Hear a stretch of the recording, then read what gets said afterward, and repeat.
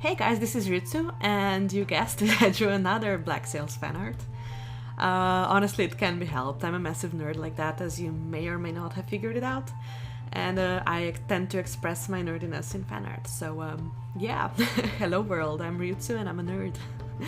But anyway, this particular drawing started out because I really wanted to get better at capturing a real person's facial features without necessarily going the full-on hyper-realism route, if that makes sense. Keep it stylized and whatnot. I've done this before, but I feel like I never properly focused on it, figured out what makes it tick. So I suppose this was my attempt at it, or rather a study, per se. I chose Madi from Black Sails because I felt like she has very interesting facial features, something that could easily be recognizable even when stylized.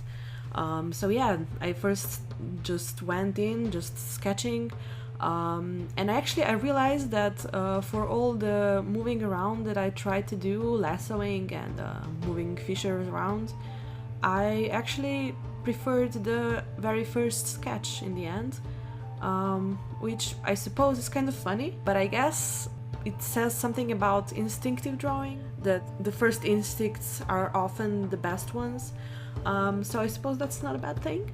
And once I was sort of happy with the features, I stuck with it. I said, you know what, I'm gonna fix it in the painting stage, because oftentimes things look very different once shaded. They look narrower, wider, so I basically just placed the features and then went right into it, as you can see. I was definitely sure to emphasize her most recognizable features, which are a fairly large forehead, a slightly wider nose, pretty large eyes, especially because I also wanted to implement that in my style, and yeah, pretty large lips. And then I just kind of went right into it, doing the flat colors, masking things out. Oh, as you can see, I am using a new software. I have been able to get my hands on Clip Studio Paint that was on discount recently, and I really wanted to try it out, so I've been doing a few paintings here and there, trying to work things out, playing around with brushes, and honestly I've been loving it so far. It's a really nice mixture between Sci and Photoshop, which is exactly what I was searching for. I may or may not do a proper review of this, maybe do like a comparison video between Sci and Clip Studio Paint, so let me know if that's something you would like to see. I feel like it would be a very interesting, because I know a lot of artists trying to search for alternatives to their software and whatnot, so yeah, that is definitely a thing I'm considering. Anyway, if I go back to the actual painting, I started to place some shadows here. Basically I was sticking to the reference quite a bit, except that I really did not want to use the same colors. I really wanted to keep the painting in my style, so I went more towards purples and yellows, as I usually do, but I did want to keep the same structure, so I kind of referenced the placing of the lights and shadows, also to help me figure out how the features are shaded and how they will turn out in the end. So I suppose that's what I was doing here for most of the time.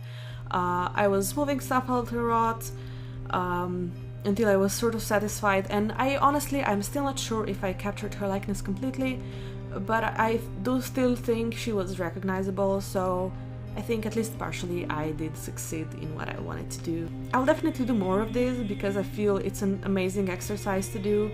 Not only it makes you study facial features and different ones and helps you escape the cookie cutter principle, if that makes sense, gives you a wide array of how differently facial features interact between each other, and just, yeah, I feel like that's an amazing exercise and everyone should do it, and I will definitely do more of this. But yeah, honestly, from here on out, I feel like I placed most of my shadows. I definitely played around with the ears some more, because that is also one of the things that I definitely need to pay more attention to. My ears are still very, very cartoony, and definitely something I need to work on. So yeah, as you can see, I really tried to work on that a little bit more, have it at least slightly more realistic. I added the blue lights she also has in the reference. I felt like it gave like an extra dimension to the shapes, so to speak.